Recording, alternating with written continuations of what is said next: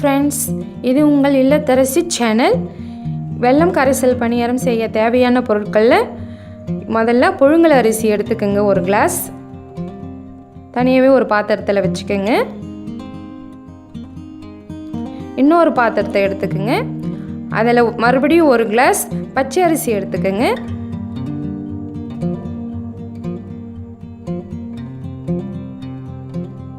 இன்னொரு பாத்திரத்தில் அரை கிளாஸ் உளுத்தம் பருப்பு எடுத்துக்கங்க.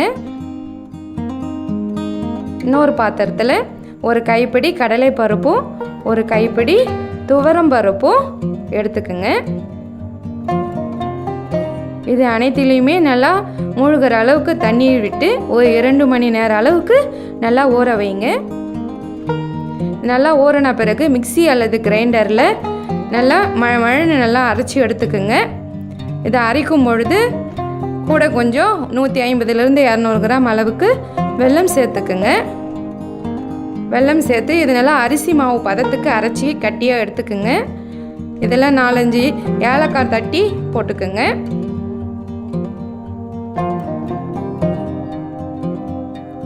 அரைக்கும் பொழுது பார்த்திங்கன்னா அரிசி பருப்பு எல்லாம் கொஞ்சம் அரைப்பட்ட பிறகு அதுக்கப்புறம் உளுத்தம் பருப்பு சேர்த்து அரைங்க. மாவு நல்லா கட்டியாக இருக்கு பாருங்க.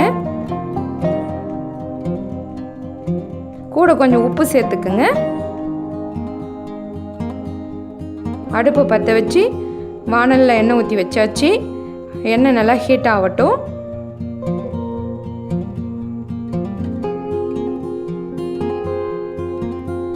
எண்ணெய் ஹீட் ஆகிட்டு இருக்கு.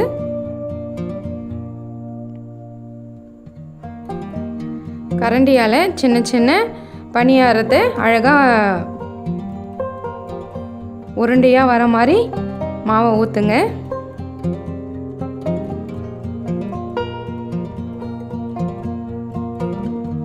குட்டி கரண்டியாக எடுத்துக்குங்க.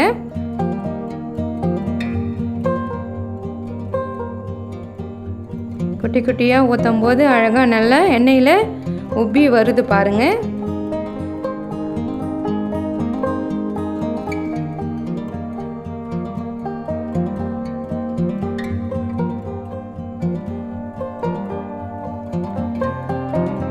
இது எல்லாருக்குமே பிடிச்ச ஒரு இனிப்பு பலகாரங்க. இது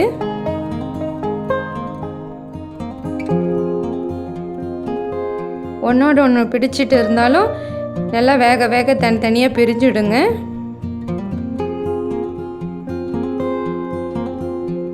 எல்லாத்தையும் நல்லா திருப்பி விடுங்க. 2 பக்கமும் நல்லா வேகணுங்க.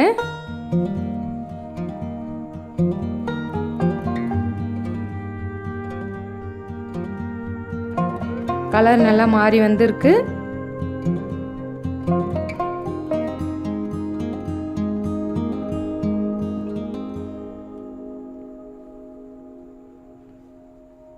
எல்லாருக்குமே இது ரொம்ப பிடிக்கும். சாப்பிடவும் நல்லா சாஃப்டாக இருக்கும், ஹார்டாக இருக்காதுங்க.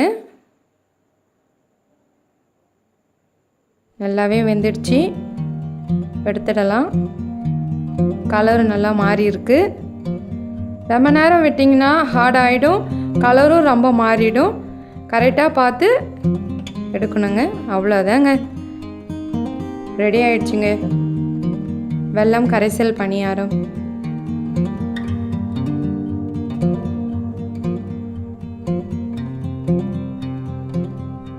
Okay, thank you.